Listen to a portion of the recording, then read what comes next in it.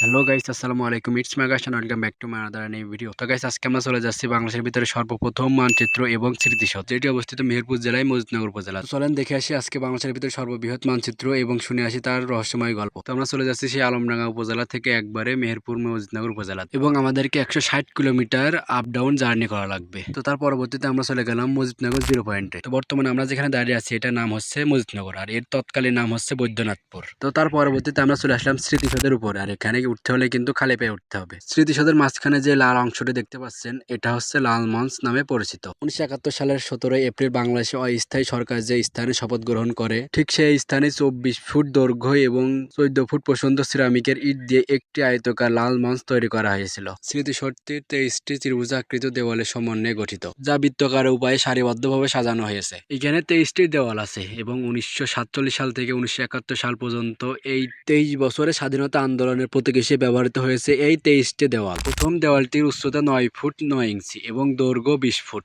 পরবর্তী প্রতিটি দেওয়ালকে ক্রমান্বয়ে দৈর্ঘ্য 1 ফুট ও উচ্চতা 9 ইঞ্চি করে বাড়ানো হয়েছে, যা দ্বারা বোঝানো হয়েছে বাংলাদেশে তার স্বাধীনতার জন্য 9 মাস ধরে যুদ্ধ করেছিল। শেষ দেওয়ালের উচ্চতা 25 ফুট 6 ইঞ্চি ও দৈর্ঘ্য 42 ফুট। প্রতিটি দেওয়ালে ফাঁকে অসংখ্য ছিদ্র আছে, সেগুলোকে পাকিস্তানি শাসক গোষ্ঠীর অত্যাচারের চিহ্ন হিসেবে প্রদর্শন করা হয়েছে। আপনারা দেখতে পাচ্ছেন সামনে অসংখ্য পাথর রয়েছে, যার দ্বারা 30 লক্ষ শহীদ ও মা বোনের সম্মানের প্রতি ঐতিহাসিক দায়বদ্ধতা ও স্মৃতিচারণায় প্রকাশ করা হয়েছে। পাথরগুলোর মাঝখানে 19টি রেখা দ্বারা তৎকালীন পূর্ব পাকিস্তানের 19টি জেলাকে বোঝানো হয়েছে। তারপর আমরা চলে আসলাম এই মেলার ভিতরে, আর এখানে কিন্তু আপনি সকল ধরনের জিনিস পেয়ে যাবেন এবং খাবার দাবার সহ যাবতীয় জিনিস। আর আমরা আছি এখন মেলার ভিতরে, আর এখানে লোকজন কম থাকার কারণ হচ্ছে যে অতিরিক্ত গরম পড়ার কারণে কেউই আসতে চাচ্ছে না, কারণ এই অতিরিক্ত গরমের ভিতরে এসে কোনো লাভ নাই শুধু বসে থাকা ছাড়া। তো মেবি আসবে সবাই সবাই এখন বাজে 3টা মাত্র, 3টার সময় তো ভরপুর গরম পড়ে। তার পরবর্তীতে চলে গেলাম আমরা মেন পয়েন্টে, যেখানে গেলে আপনি এখানকার সকল সৌন্দর্য দেখতে পারবেন। তো এখন আমরা আছি বাংলাদেশের ভিতরে সর্ববৃহৎ মানচিত্র দেখতে পাচ্ছেন, আর এর ভিতরে দেখতে পাচ্ছেন অসংখ্য